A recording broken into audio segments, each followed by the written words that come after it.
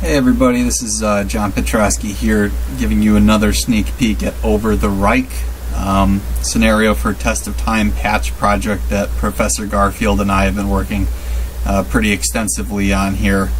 With a lot of help from a lot of different people. But Garfield is he's really been working overtime the past week or two just to help me get this going.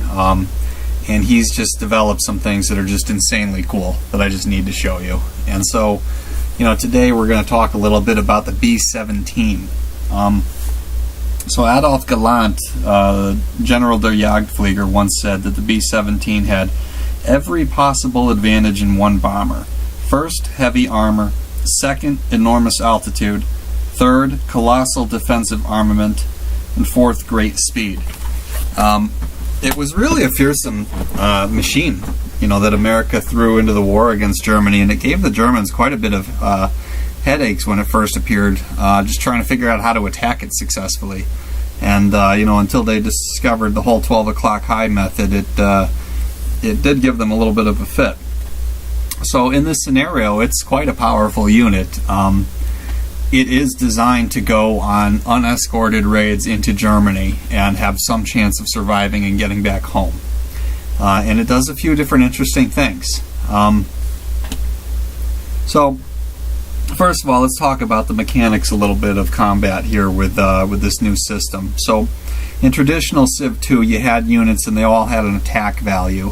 And so a unit like this B-17 that's damaged right here, you might be wary of attacking with it because it'd be more likely to die during the attack than a fully healthy one. Well, in this scenario, all the aircraft have an attack value of 0.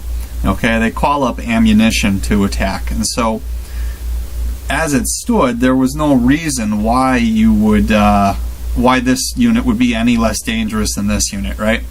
Because they could both press a certain button and they could both call up ammo. The ammo would do the fighting for them.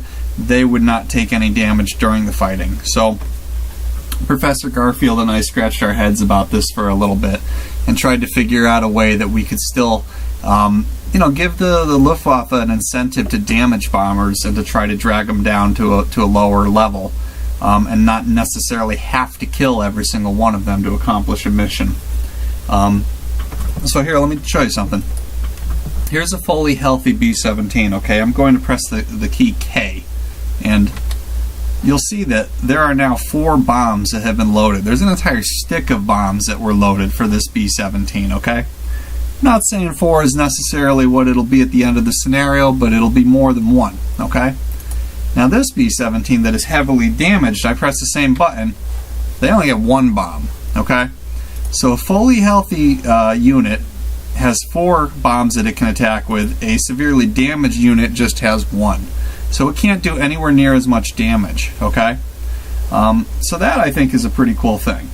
But I want to show you something that's even niftier. So let's take our 190s here from JG2 and attack one of these B-17s, okay? Now, the B-17 seems to have disappeared, but it really hasn't. It has just spawned this unit called defensive fire, alright? It can't spawn this unless it is attacked, but every single time that it is attacked, it'll spawn one of these things that it can then shoot back at these 190s on its next turn. They'll keep on attacking. That time it kills it, okay? So it took out the defensive fire. Look what happened instead. It hasn't totally destroyed the unit yet. Now you have a damaged B-17F that can continue to fly. Let's go back to the Allies for a second. So a healthy one has movement points rather of 20 over 240. This one has 15 over 150. Okay, so if this continues on the mission with these other ones, it's going to straggle behind. It's going to be vulnerable because it's not going to have all the benefit of all the defensive power from any single one of these units that's attacked. So it's going to fall behind. It's going to need its own escort. And there is a decent chance it won't have enough range to make it home if it's shot badly enough over Germany. The point of this unit really is to get it back to an Allied city and then disband it to build a healthy unit again. But the fact that you actually have to attack this thing twice, the fact that it spawns defensive ammunition to fire back on the next turn, all makes it a really cool unit that I think, I mean, really, Garfield must have spent hours today working on this, and I'm really glad that he did. It just makes this scenario that much cooler. This is a scenario with probably 80 different aircraft. We don't have enough unit space to do this for every single unit, but if you're going to do it for any one in this scenario, the B-17 Flying Fortress is the one that deserves it. So we're really excited about this. It's another cool thing that's coming. Can't wait to launch this scenario and show it off to the world.